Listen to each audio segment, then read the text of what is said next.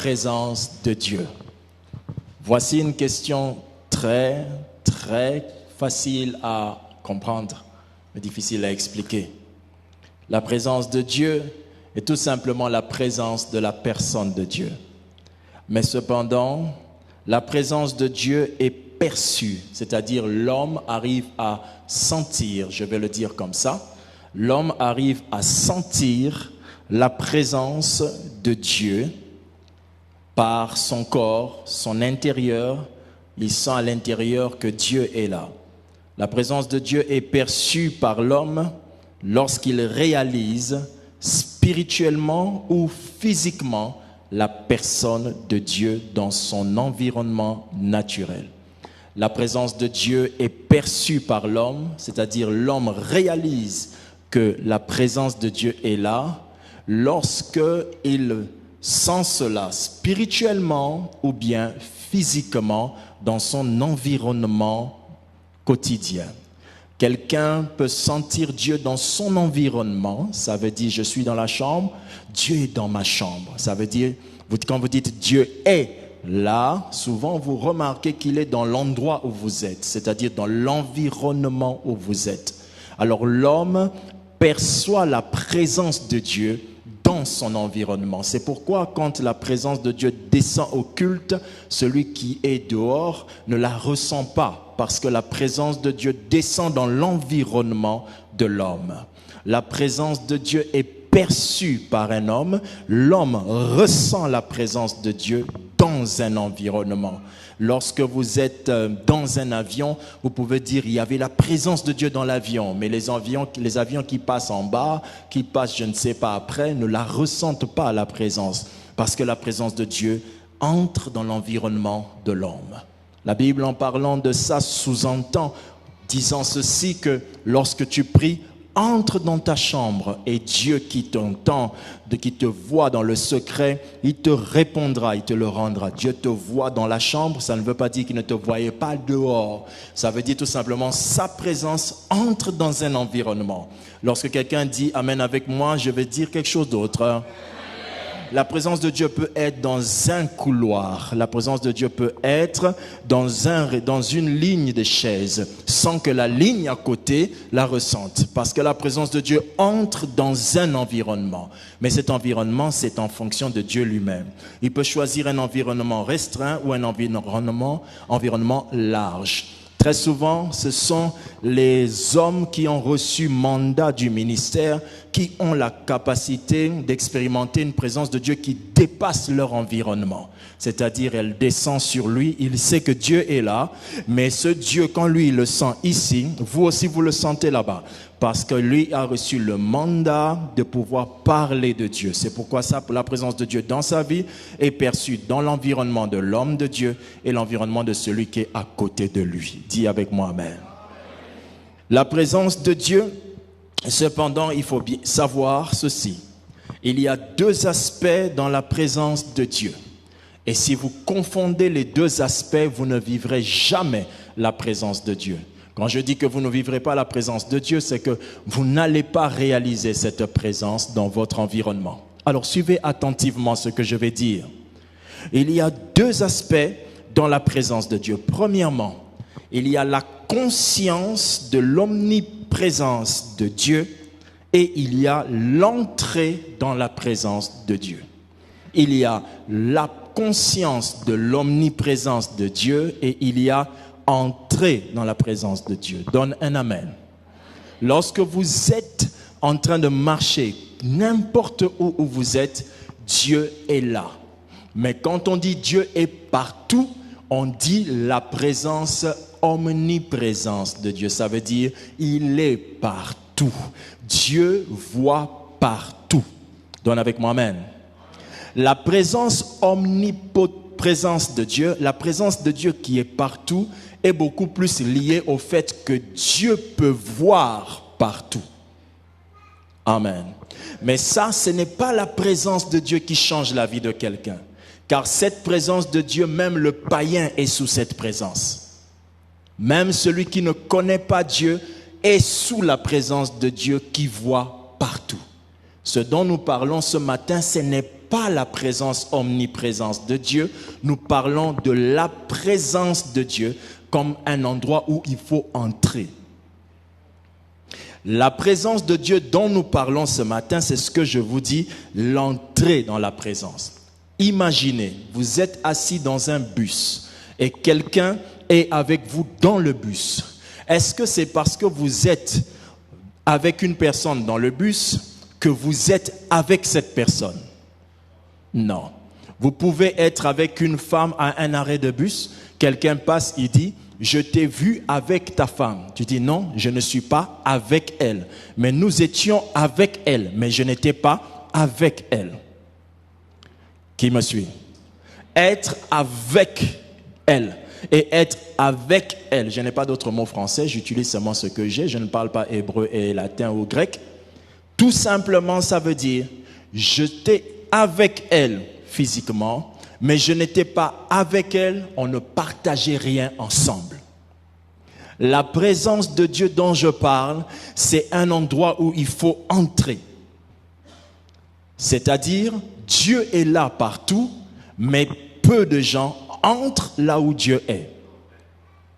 C'est quand on entre là où Dieu est qu'on est dans la présence de Dieu. En fait, Dieu ne nous quitte jamais, mais c'est nous qui n'entrons pas dans sa présence. Exemple, lorsque vous voyez quelqu'un, des fois il y a des gens qui passent quelque part, mais vous ne l'avez pas vu. Non pas parce que vous n'aimez pas la personne, mais parce qu'elle n'a aucun intérêt vis-à-vis de vous.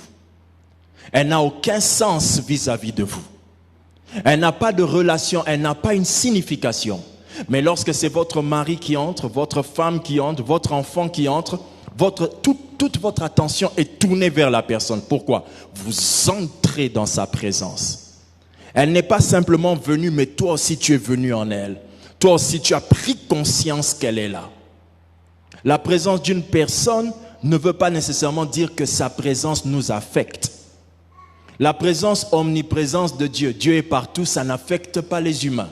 Ce qui affecte les humains, c'est quand moi j'entre dans sa présence.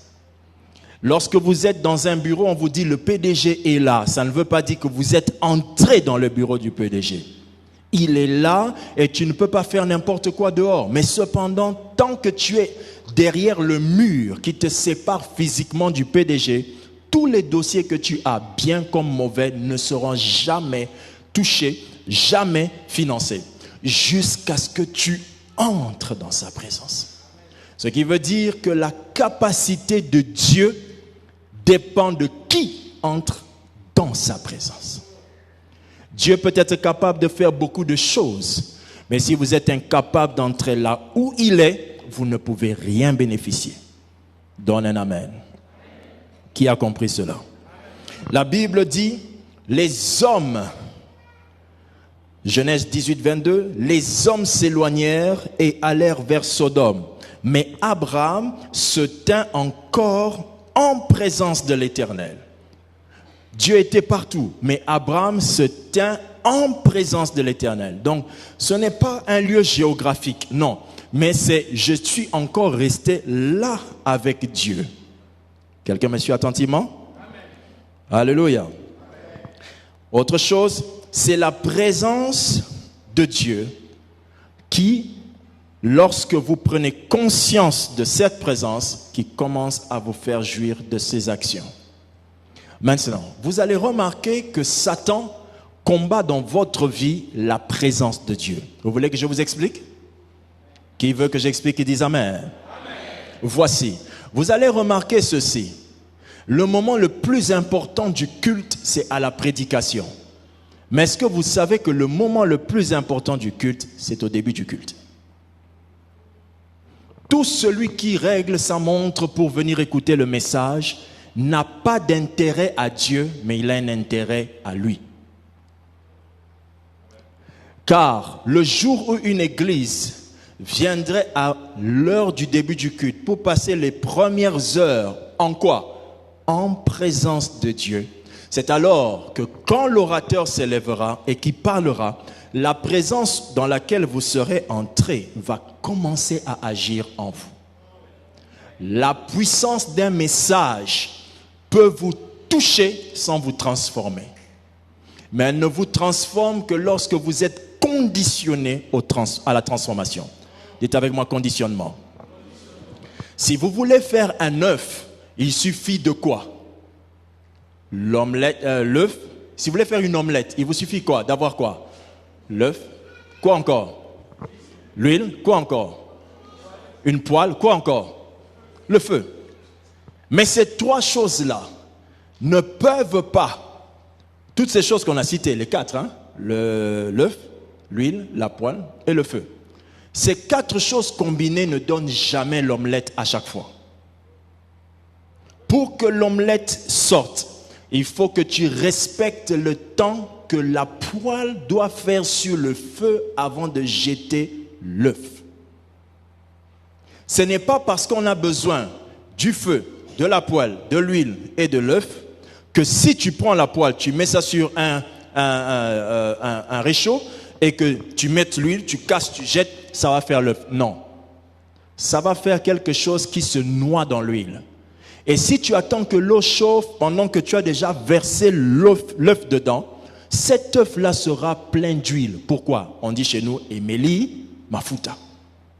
Donc, la même huile, si tu la laisses sur la poêle pendant un temps, le temps que ça chauffe, lorsque tu verses l'œuf, ça change la manière de réagir.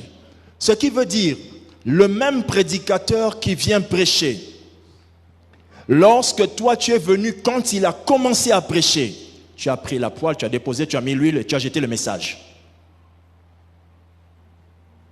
Qui me suit?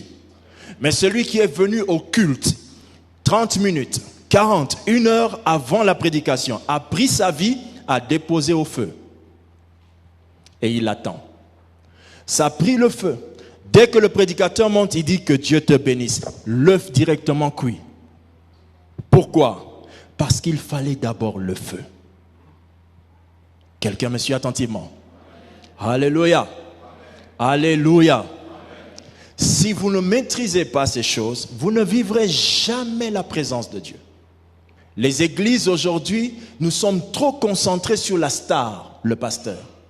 Le pasteur n'est pas la présence de Dieu. Le pasteur, ce n'est pas la présence de Dieu.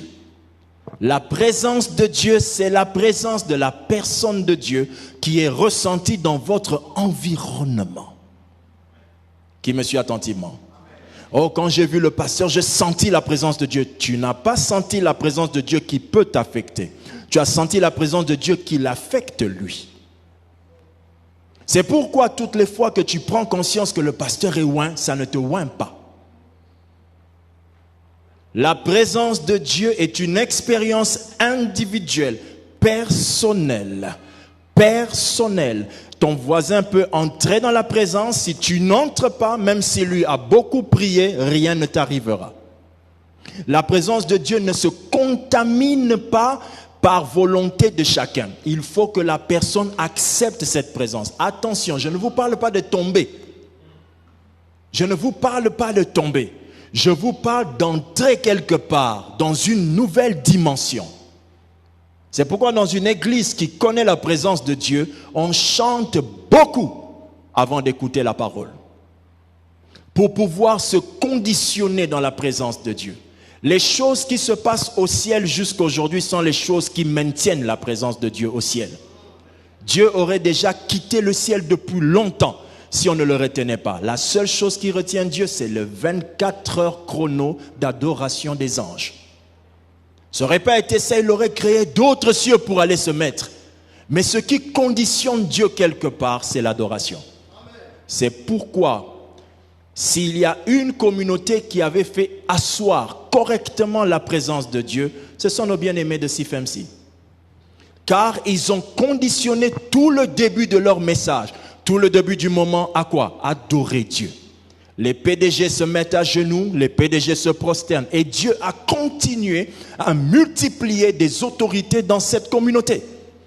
Pourquoi? Parce que dans la présence de Dieu, c'est à cet endroit-là que lorsqu'on jette nos couronnes, Dieu récupère la couronne et il te la remet.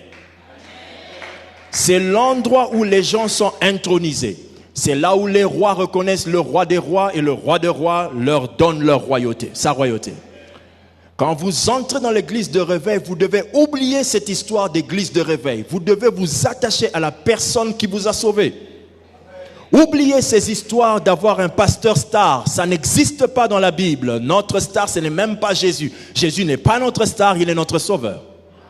On ne partage pas la vie de sa star, on prend ses autographes. Mais Jésus a pris sa propre vie pour la donner comme signature. C'est son existence qui est en nous. Il n'est pas notre star, il est notre sauveur. Et sa présence dans votre vie est totalement puissante. Lorsqu'elle est là, lorsque vous entrez dans sa présence, d'autres choses se passent.